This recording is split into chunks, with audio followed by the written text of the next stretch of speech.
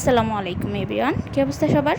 আজকে আমি আপনাদের সাথে শেয়ার করব একটা সন্ধ্যার নাস্তা। চলেন তাহলে শুরু করা যাক। অবশ্যই আপনারা বুঝে ফেলেছেন যে আমি আসলে কি করতে যাচ্ছি।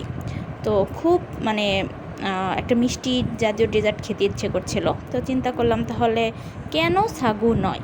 তো সেই চিন্তা থেকেই আমি চিন্তা করলাম যে তাহলে ওকে সাগুর একটা পায়েস করি, সন্ধ্যায় সবাই মিলে একসাথে খাবো। তো আপনারা দেখতে পাচ্ছেন এখানে আমি কিছু সাগুদানা নিয়ে দিচ্ছি। এগুলো হচ্ছে আমি ভেবেছিলাম যে আর একটু নিব, কারণ আমরা মানুষ হচ্ছি 3 জন। তো 3 জনের জন্য আমি আসলে বানাবো। তো সেই জন্যে নিজের যেটা মনে হলো যে হ্যাঁ, এই কোয়ান্টিটিটা ঠিক আছে, তো আমি এই কোয়ান্টিটিটাই নিলাম।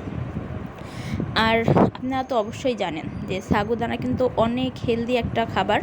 আপনারা সাগুদানা বিভিন্নভাবে খেতে পারেন। এটা আপনি পায়েস করে খেতে পারেন,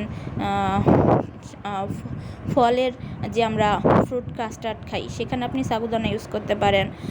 বিভিন্ন জুসে, ফলের বিভিন্ন জুসে আপনি সাগুদানা ব্যবহার করতে পারেন।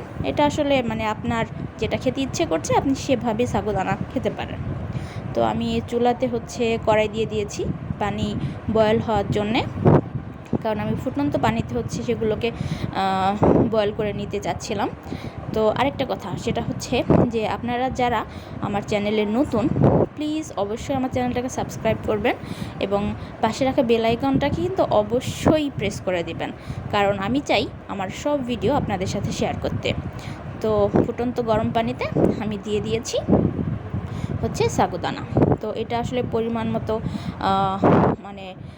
এটা একেবারে গ্লাসের মতো হয়ে যাবে দেখতে, তখন আমি এগুলো উঠিয়ে নেব। আর হ্যাঁ, আরেকটা কথা, আমি কিন্তু লাইক বাটনে ক্লিক করতে বলি নাই, আপনারা কিন্তু অবশ্যই লাইক বাটনে ক্লিক করবেন প্লিজ।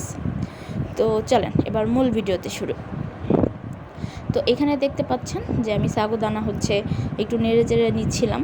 আর এটা আসলে আমি বেশি একটা বয়েল করব না, আমি আমার পছন্দ মতো একটু বয়েল করে নেব। এটা আপনি 4-5 মিনিট বয়েল করলেই এনাফ। তো এখানে দেখতে পাচ্ছেন যে অনেকটা গ্লাস কালারের হয়ে গেছে। আর এখানে আমি আরেকটু ফুটতে দিয়েছিলাম, যে ঠিক আছে ওকে 5-7 মিনিট এনাফ। তো আমি এরপর দুধ নিয়ে নিচ্ছিলাম কড়াইতে। আর আমি আজকে বাসায় গুঁড়ো দুধ ইউজ করব।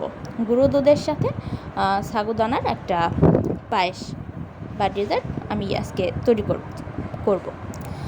তো এই যে গুঁড়ো দুধ, আমি এটাকে নেড়ে চেড়ে ভালোভাবে একটু, এটা যেহেতু ফুল ক্রিম মিল্ক, তো আমি চাচ্ছিলাম এটা একটা ফুল ক্রিম ব্যাপারটা একটু ঘন হোক।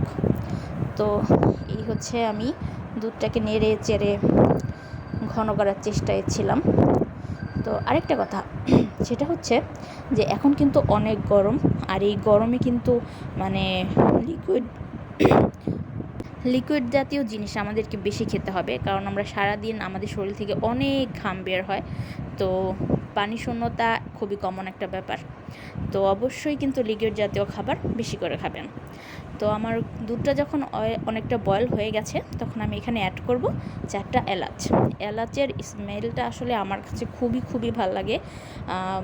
যখন গরম দুধে আমরা এলাচ ব্যবহার করি, একটা সুন্দর স্মেল দেয়। আর এলাচের উপকারিতা তো আমরা অনেকেই জানি, যারা রান্নাবান্না করি তারা অবশ্যই জানি। এরপর আমি আমার টেস্ট অনুযায়ী, আমি আসলে বেশি মিষ্টি খেতে পারি না, তো সেই জন্য আমি আমার টেস্ট অনুযায়ী এখানে চিনি অ্যাড করব। তো চিনি অ্যাড করার পর আমি ধাপে ধাপে বাকি জিনিসগুলো অ্যাড করে দিব। তো এত সুন্দর একটা স্মেল আসছিল এই দুধটা থেকে, খুব ভালো লাগতেছিল। তো এখন আমি এই সাগুদানাগুলো দিয়ে দেব। আর একটা সত্যি কথা কি, এগুলো দেখতেই না কেমন একটা জেলি জেলি ভাব চলে আসে, আর এটা আসলে আমার খুব ভালো লাগে সিরিয়াসলি। তো আমি সবগুলো সাগুদানা এখানে দিয়ে দিব।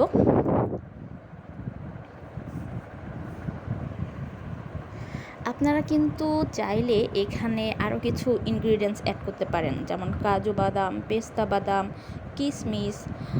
তো আমার কাছে কাজু বাদাম নেই, আমার কাছে কিশমিশ আছে, তো আমি এখানে কিছু কিশমিশ অ্যাড করে দেব।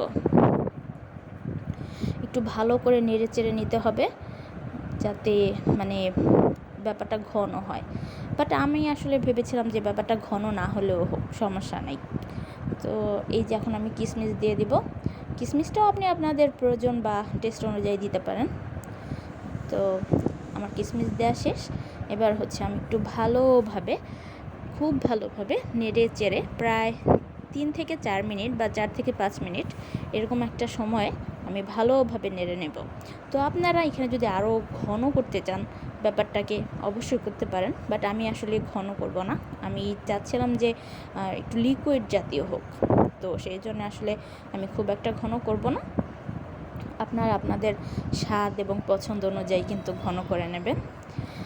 সব কথা মানে একটা কথা হচ্ছে কি যে যখন আমরা বাসায় একটা জিনিস রান্না করি, এটা কিন্তু আমরা মানে বেশ অ্যালার্ট থাকি। আমরা স্বাদের দিকটাও মাথায় রাখি এবং রান্নার দিকটাও মাথায় রাখি। তো হয়ে গেছে আমার সাগুদানার পায়েস। তো এখন নিশ্চয়ই বলবেন যে এখানে তো শুধু দুধ দেখতে পাচ্ছি। আসলে আমি তো শুরুতেই বলেছিলাম যে আমি একটু লিকুইড রাখবো, আমি ঘন করব না। তো এই যে ট্রাস্ট মি, এই লিকুইডটা আসলে সবাই পছন্দ করে। বাচ্চাদেরকে দেবেন, বাচ্চারা অনায়াসে পছন্দ করবে।